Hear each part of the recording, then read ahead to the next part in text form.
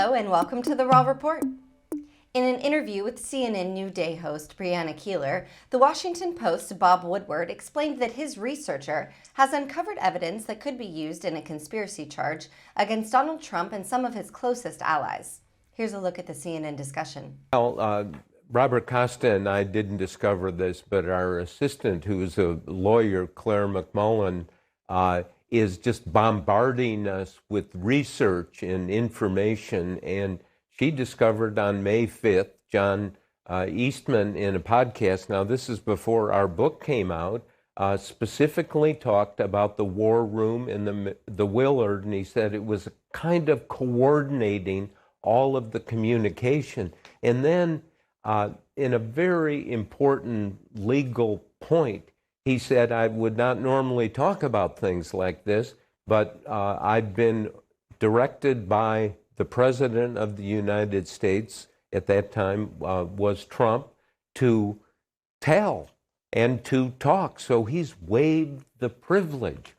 And traditionally, judges will look at this and say, hey, wait a minute, you're out talking about it, but also you're saying your client, the President of the United States, specifically said, talk, explain. So how do you justify not talking to this committee or a grand jury? And so you're kind of, you've got 1.5 feet in the door already.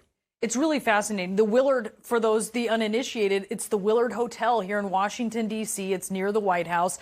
And he's referring to this war room, this kind of coordination center that we've heard Steve Bannon actually refer to before as well. I do want to talk about Michael Flynn. You've reported extensively about some of what Michael Flynn has said that is obviously very interesting to this committee, and that has to do with his discussion of invoking martial law. Yeah, he's the hardliner in the Trump orbit and would be a key witness in this. Now, as we've discussed, the January 6th committee does not have a strong hand because there will be delaying moves, and traditionally congressional committees can't get this kind of information, and this goes back to the Nixon tapes case in 1974.